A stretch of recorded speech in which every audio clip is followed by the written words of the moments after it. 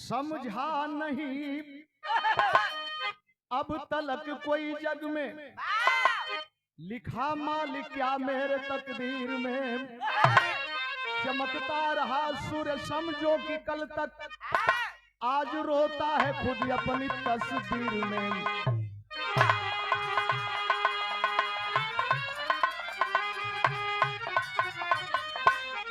गम में बदल जाती खुशियां सभी, अर्श से फर्श पर आ गए रोते रोते। राम निवास यादव कलम रो रही है, ये क्या हो गया यारो ये होते होते।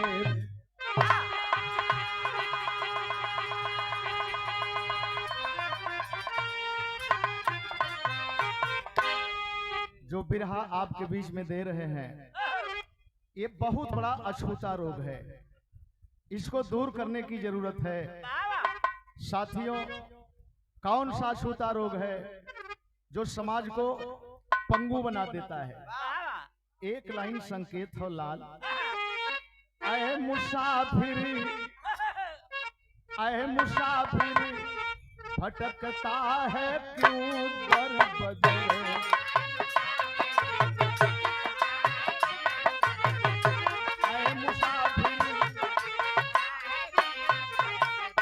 दोनों आलम कर रहे वर मदीने में है, ऐ मुसाफिर,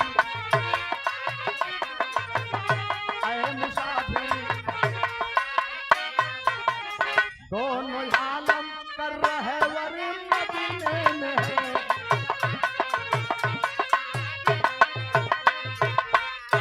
बड़ी अनमोल लाइन कवि जी अपने कलम से लिखने का काम किए। एक ही डाल में दो सुमन की रहे, दो सुमन की रहे।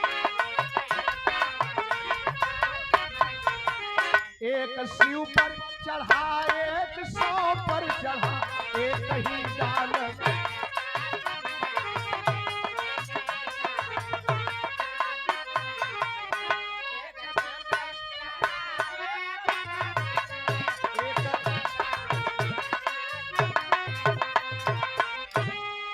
एक ही साथ दोनों तरह से गए।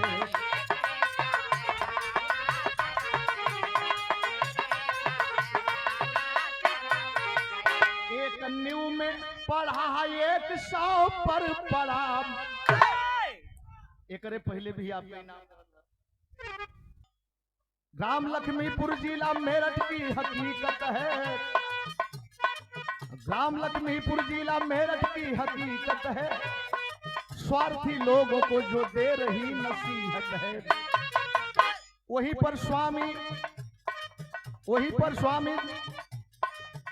पर शांति स्वामी नाथ का परिवार रहा।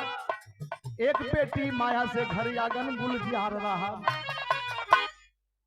जरा सा गौर करेंगे भैया, होता क्या है? छोटा सा परिवार, सुखी परिवार, लेकिन बेटी केहू के सर का बोझ हो जाली हो। चाहे नंदलाल की बिटिया होखे, चाहे आपका बिटिया होखे, बड़ा वजन हो जाला। बेटी बदे बर खोजे, घर खोजे।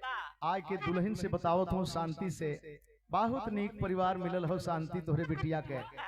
कोने में हो करके बिचारी सुन रही है, फूली न समाई। लेकिन मेरे बाबूजी कार्ड छपा के बटा था, कार्ड छपा के बटा था। 10 दिन सदिया रह गई और तबले उधर से संदेश आया, 1 लाख रुपया की व्यवस्था जल्द कर दो, प्रेजेंट में कर दो, अभी अभी कर दो और पहुंचा दो, वरना बारात नहीं जाएगी।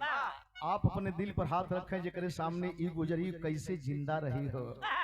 आय हाय हाय हाय, दुल्हन अपने पति के सामने जब इस बात को सुनी तो बिलख रही है। संकेत लगल तर्ज के,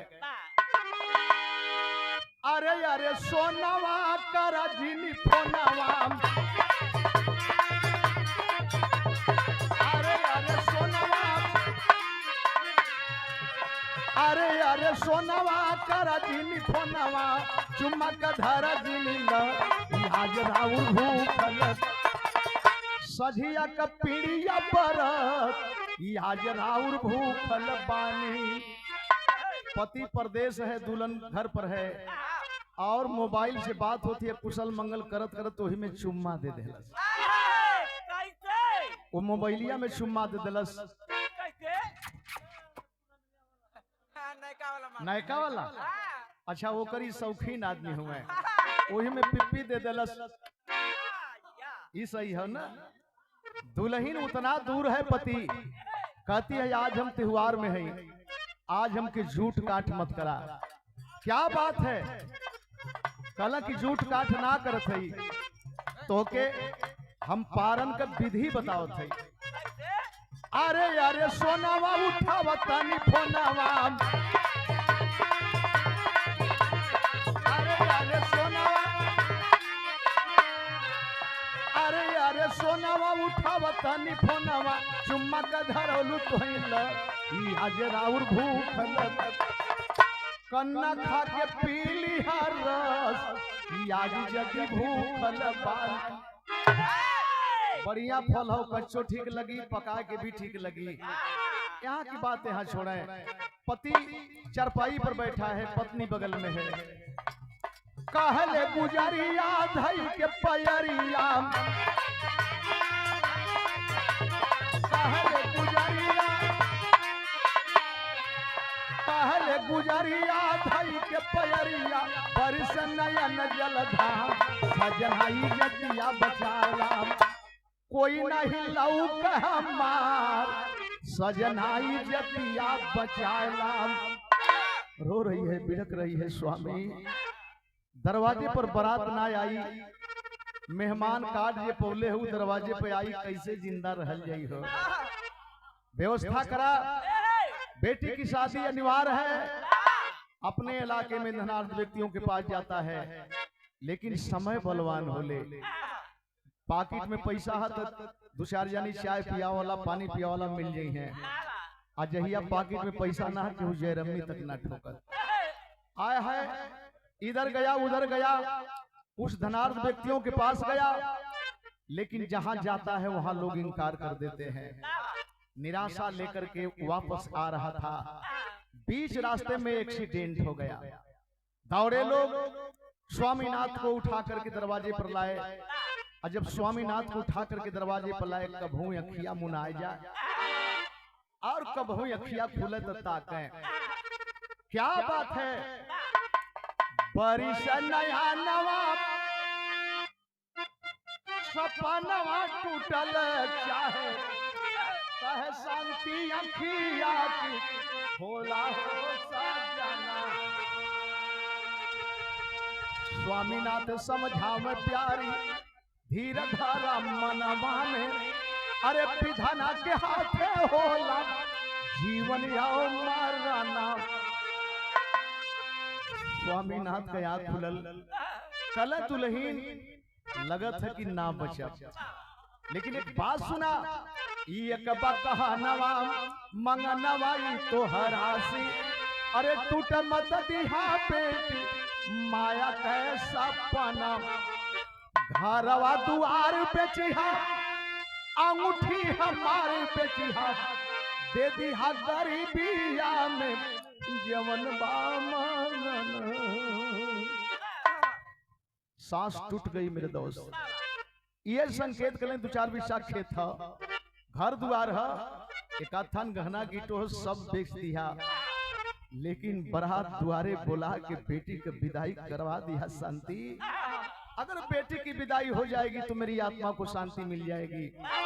ये 1000 रुपए का पुरस्कार अपने भाई विजयलाल जी के कुमलकर से हार्दिक स्वागत करते हैं, और माननीय सुरेंद्र सिंह बाबू आपका भी सादर सम्मान करते हैं। बैठक का जगह आए है, खबर जाती है जहां से बाराती आने वाली थी, आए तो जरूर मेहमान, लेकिन बाहर जमाना मैंने कहा छूता रोग है। आए लोग और कहे कि शादी नहीं होगी, ये लड़की है कुलक्षण है। शादी विवाह के बीच में कोई अनहोनी अप्रिय घटना घट जाती है तो केवल बिटिया ही दोषी बनता है।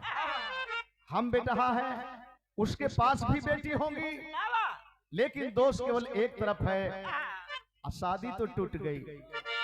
पति का कफन दफन हुआ। कफन दफन होने के बाद मेरे बाबूजी मतारी शोक में बीमार रह गई। और जब बीमार पड़ गई, आय हाय हाय, बिटिया घबरा घबरा करके प्राइवेट डॉक्टरों से दवा कराती है, लेकिन मतारी की बीमारी का पता नहीं चलता है। सदर हॉस्पिटल में ले गई, डॉक्टर साहब चेकअप किए, बोले बेटी तेरी मां बच सकती है, लेकिन 5,000 रुपया तत्काल में चाहिए। जे करे पल्ले 5 रुपया का व्यवस्था ना, 5,000 तो बहुत बड़ी चीज हो गई। घर पर लेकर के आती है, सोचती है बेटी अपने बाप के पग चिन्हों पर चलने के लिए मजबूर हो गई।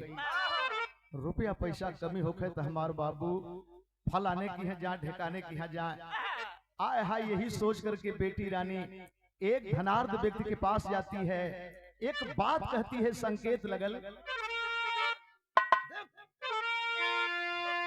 अरे सननान रतिया कहाँ रे, सननान रतिया कहाँ रे, ढोले ला पवनवा हो,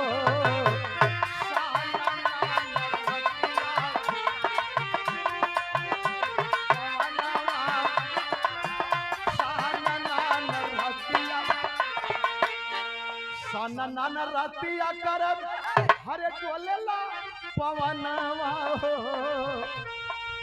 कही दा भौजी भैया जी।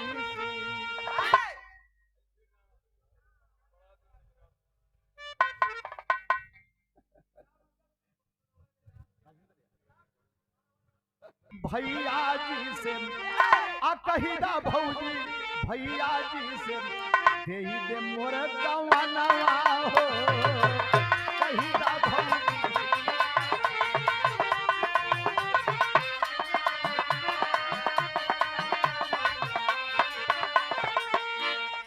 हाय हाय,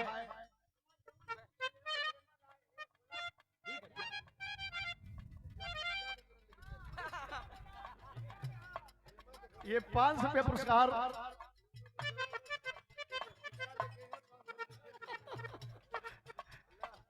भयल है। घटना हमारे साथ भइल है, चंदौली में भइल है। ये 500 रुपये पुरस्कार चंदौली हरदासपुर में भइल है, रामपुर में। हाँ, ये 500 रुपये पुरस्कार और बड़ा उत्साह के साथ ये 500 रुपये पुरस्कार आप राजेंद्र यादव उर्फ मुलायम सिंह यादव, बहुत सौ रुपये का पुरस्कार सम्मान में देखा है। बोलनी है भैया, बोलनी है 500 रुपये। अरे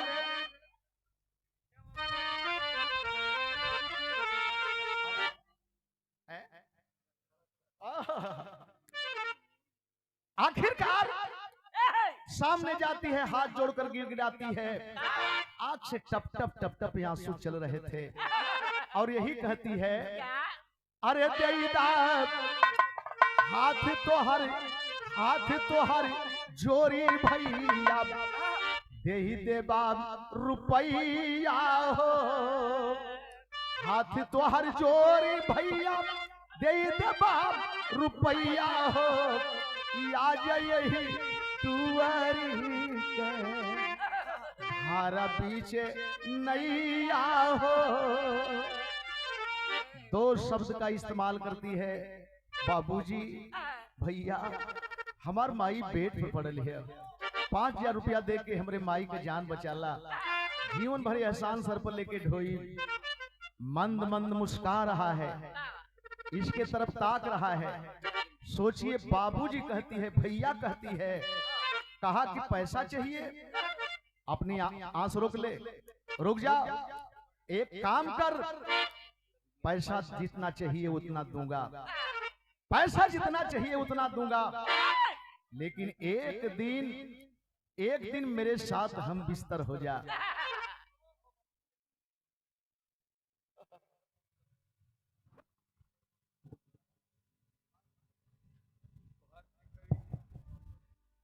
एक बार कवि जी का सम्मान करने जा रहे हैं, जोरदार ताली बजा के स्वागत करें।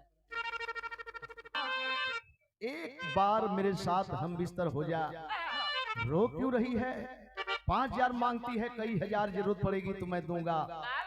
पड़ गई द्वंद में वह बाला, यदि अपना हुस्न बचाऊंगी माँ तड़प तड़प मर जाएगी, ना दवा कराने पाऊंगी। यह मन दोनों तरफ दौड़त है, ना अमर कोई आया जग में, जीवन मरण है खेल यहाँ, क्यों बेचूं अपनी अस्मत को, कल होना मुझे अकेले यहाँ।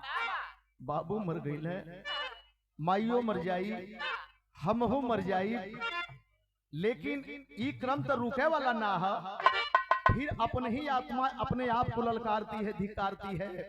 हरे बेटी, माता की ममता तड़प उठी, माता की ममता तड़प उठी, क्यों याद बनाती दूरी है। अरे पहले दवा कर माता की रे बेटी, चाहे जितनी मजबूरी है। अपने आत्मा अपने दिल ललकारत है कि बिटिया जो सामने है उसको देखो, बाद में क्या होगा नहीं होगा। टूट गई मेरे दोस्त, टूट गई बिटिया, बेचली ही जतिया, बेचली ही जतिया, ठेकेदार की छिरैया हो। हर लेके रुपया आवत रहली, लेके रुपया आवत रहली, ये हर मरल घर में मैया हो। रुपया पैसा लेकर के आ रही है, कुछ दूरी है अपने घर से, देखती है दरवाजे पर तमाम लोगों की भीड़ जुटी है। ऐसी भीड़ है हमारे दरवाजे पर। एक आदमी आगे बढ़ के बोला, बेटी बड़ा देर का दहली बिटिया, बड़ा देर का दहली। अरे तोर माई तोर नाम लेके अंतिम सांस लेहलस रे बेटी, अंतिम सांस लेहलस। आय हाय नजदीक में जाती है, रुपयवा माई के लसिया पर फेंक देहलस। जमाना देखा था और फेंक करके बेटी एक बात कहती है, कहती क्या है। अरे फुटा कर मावा कर, फुटा कर मावा कर, करिया लीलार हो। हमनी के लोगवा कहे लपनिहार हो, हमनी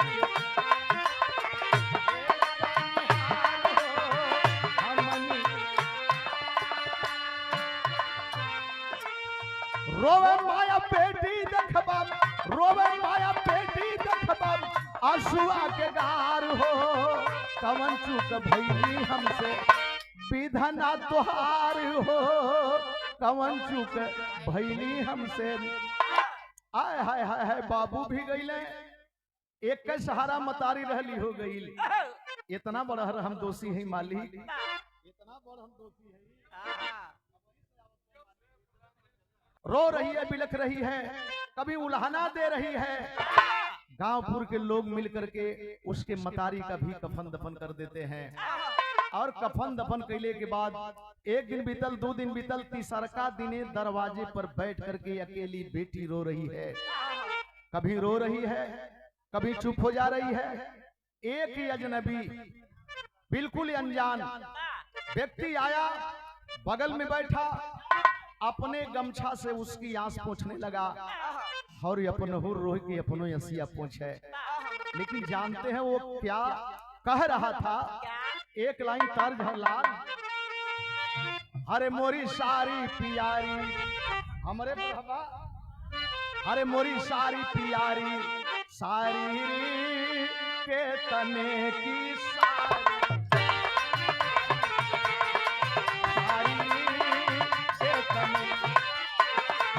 मोरी सारी सारी।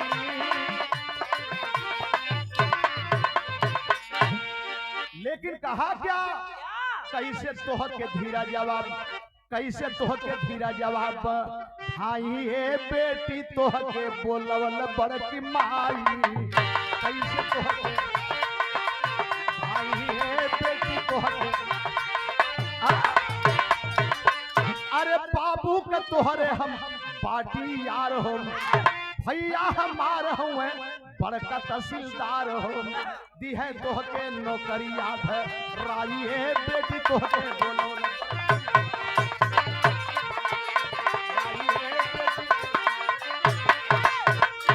साबस लाल कार करेंगे, एक अजनबी व्यक्ति आया बगल में बैठ करके उसकी आंस पोछा रो करके बोला, बेटी हम तब विदेश में रहली हैं, परसों रोज घरे अली खबर पौली तोहरे बाप से हमार बड़ी पक्की यारी रहल बेटी, हमन लंगोटिया यार रहल गल, एक दूसरे के देखे बिना पानी ना पियल जा। बड़की माई सारा हकीकत बतौली, हम दुआर करे अली तोहके देखे अली कि बिटिया हमार कैसे होई। अच्छा तो रोना धोना बंद कर बेटी। तहसीलदार साहब का माई हमार बड़की माई, हम जब उनसे हकीकत कहली तो कहली कि रे बेटा जा लिया आवा कौनो जगह तहसीलदार से कह के धरवा देबे, 2 रोटी के इंतजाम हो जाई, बेटी का बाह केहू पकड़ के तैयार हो जाई। आय हाय हाय गया यही कहा, चल बिटिया चल मेरे साथ अभी चल। बातों में आ गई, रो रहा है धूमिल है, गौर करेंगे गौर करेंगे।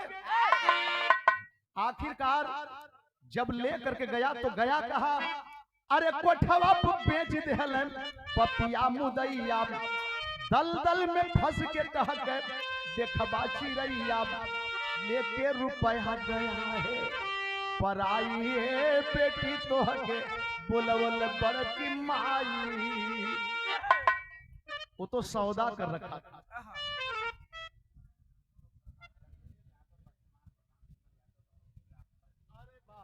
पूर्व प्रधान चंद्रबली यादव, वर्तमान प्रधान सुमन जी के पति, ये सिंधी ताली से ये बहुत रुपए का पुरस्कार प्रधान जी का सम्मान करते हैं।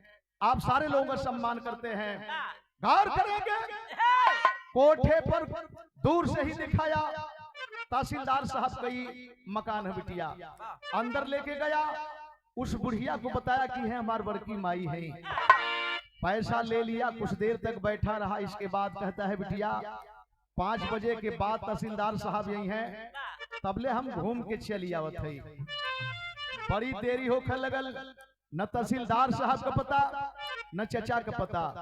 आखिरकार घबरा करके पूछ बैठती है कि दादी माई हमार चचा ना आइले, साहबो ना आइले, पान दवाई है मुंह में, हंस रही है। रे बिटिया देखें एक शब्द कितना भारी पड़ गया, जल्दी में कह दिए रे बिटिया एजेंट तमाम तहसीलदार चौकीदार थानेदार यावलन, और तोर चचा उना रहल बेटी तो के बेच के चल गल। दौड़ करके पैरों में लिपट जाती है, माई हमार जवन बचल है तवन बचाला, माई जवन बचल है तवन बचाला। एक शब्द मैंने कहा ना भारी पड़ गया, आवाज हो गई वो तवाइफ वो मालकन, तय हमके माई कहली हम तो के बेटी कह देली। ए बेटी तोर इज्जत तो बचा लेबे, लेकिन बड़ा रुपया दे दिले ही रे, हमार रुपया कैसे आई? तो के एक काम करे के पड़ी, तो के नाचे के पड़ी। यही जन देखे रूपरेखा बदलत है, बिरहा शैली में भाव दिहल गल। अरे माया कैसे मैं खाना बन गई, माया कैसे मैं खाना बन गई, कविता कांप गई धूमिल हो गए पैमाना। नाचे लगल हरता क्या नहीं करता, और जब नाचने लगी तो नाचने का एक तर्ज है लाल है।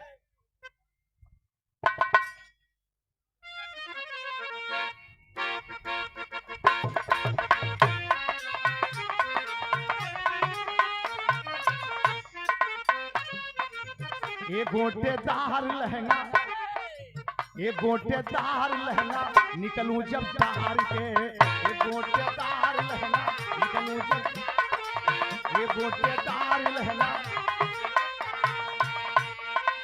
पाँव में पायल बाजे, पाँव में घुघरू बाजे, हल्ला बाजार में, हल्ला बाजार, पाँव में घुघरू बाजे, पाँव में घुघरू बाजे हल्ला बाजार में, पाँव में घुघरू बाजे हल्ला बाजार में। गोली पर गोली चले, गोली पर गोली चले, पुलिस थानेदार, गोली पर गोली चले। बिरहा में मोड़ लग गल फिर ये कैसा मोड़ लग गया। आई बारात लक्ष्मीपुर से रानीपुर गांव में, सट्टा हुआ था माया का, माया के नाम में। महफिल जन्मा से की थी, महफिल जन्मा से की थी कर्रा जवान, महफिल जन्मा से की थी। लक्ष्मीपुर गांव का बेटहा, रानीपुर गांव का बिटिया, शादी तय हो गई। रानीपुर के लोग, बिटिया पक्ष के लोग लक्ष्मीपुर वालों से फरमाइश करे, भैया चुपचाप बैठबा या कुछ बताइबा, हमन के व्यवस्था करे के न होई। तो बारात वाला कहला कि का चाहिए, ऑर्केस्ट्रा करो, कह दे कलम मत, ऑर्केस्ट्रा का नाम मत ला, नहीं बहुत मारी मारा होता। कहला कि बिरहियन कह दे उठे, कहला ई तो ठीक हो, लेकिन मेहरारून का कुछ राय हो कि कौनो माया माया नाव के लड़की नाचे थी, अगर वही का नाच मिल जा। हाँ, कानपुर वाली आया है, सट्टा खाली था, सट्टा हो गया, सट्टा हो गया, मंच पर आई, नाचने लगी, रात तो बीत गई। और जब सुबह खिचड़ी की बात आती है, चारों तरफ लोग वाहवाही लूट रहे हैं और पैसा लुटा रहे हैं, लेकिन दोपहर के बाद सट्टा हो गल, रात बीत गई। और जब सुबह की बात, खिचड़ी की बात आती है, तेहर नाच जमल बा, जमाना देखत हो, दूल्हा राजा वोहर से एकदम गर्म अइले, कहला नाच बंद कर, अरे झूलनी पौड़नी, कई झूलनी पौड़नी जहाजिया लगा दा, हमार पैजेब राज हीरा जड़ा दा। अरे कहन लागा पात दुल्हा गुमानी,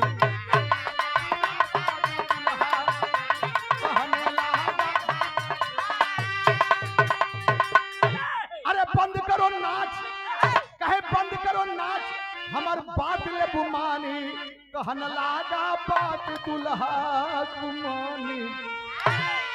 आते आते ही समियाने में एक पैर रखता है, बोला नाच बंद कर, पैसा आया अपना ले ले, बंद कर नाच।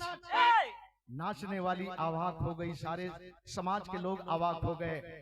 बरतिया घरतिया ताकत हो के भाई दुल्हे राजा डांटत हुए, लड़कियां पूछ पड़ल, नाचने वाली पूछ पड़ी, भैया इ नचिया काहे के बंद करावता रहा। कल रे इतना पैसा देने की बात थी, न शाम को परछन के पहले दिए, न रात में सिंदूरदान पर दिए, अब तो हम खिचड़ी खा रहे हैं, अब जाने वाले हैं तो क्या ये देंगे सब। माया कहे कितना चाही रुपया, बिंदु के अभागल बनावा न भैया। माया धूमिल स्वर में, कातर स्वर में बोली, बाबू सिंदूरदान हो गल है, कल तो रात में ही रस्म था, कल किस राती का सिंदूरदान कई के सुहागन बनौला, ये तनी पहरे अभागन बनावत हुआ। कितना रुपया चाहिए, हम देबे, अरे बिंदु के अभागन बनावा न भैया, कहन लागा बात दुल्हा। आज जब सुना कि जितना रुपया चाहिए हम देव, अजुए देव, यही जन देव। दुल्हा के आग फटी की फटी रह गई, लेकिन गुस्सा में लाल होकर के बोला, साली कमीनी रंडी की औलाद, तू मुझको पैसा देगी, यही बात तो जहर हो गई। भैया खलस की बाबू का बोला, रंडी के औलाद, रंडी तो हम जरूर हैं, लेकिन हमार मतारी रंडी ना रहल बाबू, हमार मतारी रंडी ना रहल। और हमरे विषय में जानल चाहत हुआ, क्या बात है?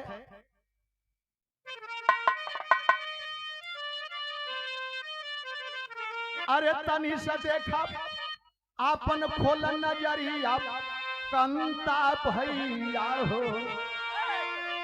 अरे तनी से घुसुक जा, तनी से, अरे तनी से देखा आपन खोल नजरिया, कंता भैया हो। हम तो तोहरे गौआ के छोकरिया, कंता भैया हो। हम तोहरे गांव के बिटिया है, तू हमके नाचिनत हुआ, हम सबकी चिन्हत है आय है एमन फूफा आल हुए, मौसा आल हुए, नाना आल हुए, मामा आल हुए, हाउ जीजा हुए, हम सबके चिन्हत है। यही पैसा के चलते ना मिलल न पैसा दवा के चलते मरी गईली मोर माई हो, मरल बाप या भागन भैली वही जन टूटल सगाई हो। आपन बन के कई देहलस गद्दरिया कंता भैया हो, आपन बन के कई देहलस गद्दरिया कंता भैया हो। अरे तनी चूक से घुघुर पड़ल पैरिया कंता भैया।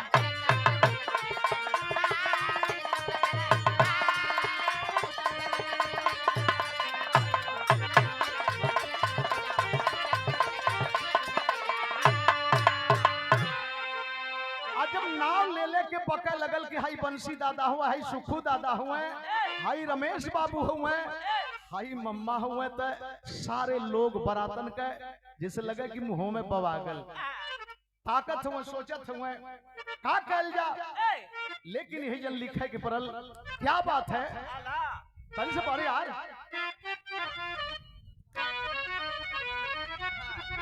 अरे लठिया का चोट हो कचोट नहीं होले, मिठी जा लगाओ कैले पर उपचार। अरे पतिया कचोट हम कचोट बन गईली, बिना तलवार दिल छतिया के फार। हमके ना चिन्हत हुआ। अरे चढ़ी के मंचवा पर तब गईले बंसी दादा, बिटिया से मांगे देखा भिखिया कहीं बाहर। बेटी कैसे माफी मांगे रे बिटिया, कैसे माफी मांगे, हमन तो माफी मांगे लायक ना ही जा। लेकिन ए बेटी एक बात बाप है ये हैसियत से जरूर कहब और पूरे समाज से कहब, चाहे घरात के लोग हों चाहे बारात के लोग हों। अब हमार बेटी पुनः कानपुर न जाएगी, कानपुर नहीं जाएगी। अगर हमारी बेटी कानपुर जाएगी तो एक डोली तो आप दुल्हन का ढोएंगे ही, एक जनाजा भी ढोने के लिए तैयार रहे। और जब इस संकल्प कैले मंच पर तैयारी से आंख में आंसू लेकर के उसी समय ललकार करके देखें। अब तो हर जनता अपने में सुदबुदा थिया, घरात के लोग अपने में बतियावत हो, बारात के लोग अपने में बतियावत हो कि के शादी करी, तब तक हुआ क्या बड़ा।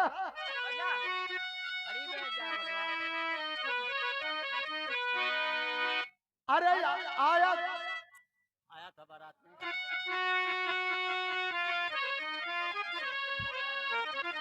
अरे वाह वाह, ये हमारी शिष्या पूजा कुमारी सतेशगढ़ आश्रम के बगल से बहुत बहुत धन्यवाद।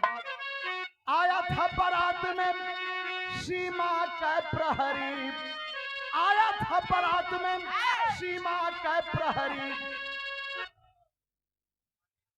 आया था बारात में सीमा का प्रहरी, जेकर अलबेली जननवा गई रहली गुजरी।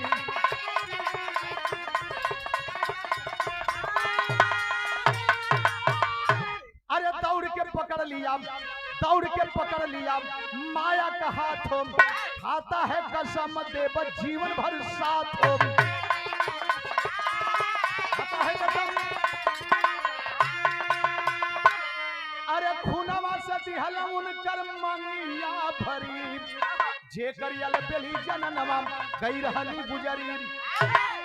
बारात में ही एक नौजवान फौजी नौजवान दौड़ करके पहुंचा मंच पर, बोला दादा हम लोग डोली ढोने आए हैं, जनाजा ढोने नहीं आए हैं। दुर्भाग्य रही, एक महीने पहले उसकी बीबी उसका साथ छोड़ दी थी। अपने पॉकेट से चाकू निकाला, अंगूठे पर चीरा और मांग में रख दिया, मैं साक्षी मान करके अपनी दुल्हन बनाता हूँ, जीवन भर साथ देने का वादा करता हूँ। अब तक बारात बैठ गई, कहलन लोग बारात से घरात के लोग, अरे भैया अबले तो बिटिया तोहार रहल है कि ना रहल है, लेकिन आज ये पूरे गांव की बेटी बन गई। और जब पूरे गांव की बेटी बन गई माया, हमहनों का अधिकार कुछ होला, कहला कि पूरा कर लीजिए। तो कैले लोग का हर एक गौवा के लोग चंदा के लगाई, ये साथे भैली दोनों बेटी के विदाई। अरे एक साथे गईली दोनों ससुर के नगरी, जेकर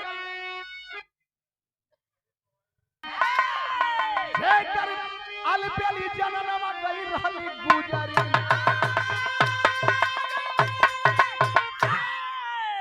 आए हाय, गांव के लोग आपस में चंदा लगा करके इतना धन इकट्ठा कर दिए, इतना धन इकट्ठा कर दिए। दोनों तरफ डोली सजाई गई और एक लक्ष्मीपुर गई, एक फौजी जो रिश्तेदार था अपने गांव लेकर के गया। तो इस अछूते रोग को भी दूर करना पड़ेगा, समाज का भला इसी में है मेरे दोस्त। हर उख में पतई, हर घर में बहन बेटी। अनिश मोबाइल वाले भैया हमारे सिंधी ताली से पूरे सिंधी ताली का सादर सम्मान करते हैं, स्वागत करते हैं, अभिवादन करते हैं। गुरु बिहारी गुरु गणेश कहीं खत्म हुआ दस्तान, रामलाल गुरु बच्चन कहते केशव से प्रेम पुराण। अरे माया कैसे मैं खाना बन गई, माया कैसे मैं खाना बन गई। बैठा लेला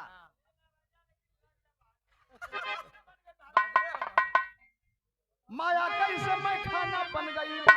राम निवास रामा कभी को मिलता यहाँ ठिकाना,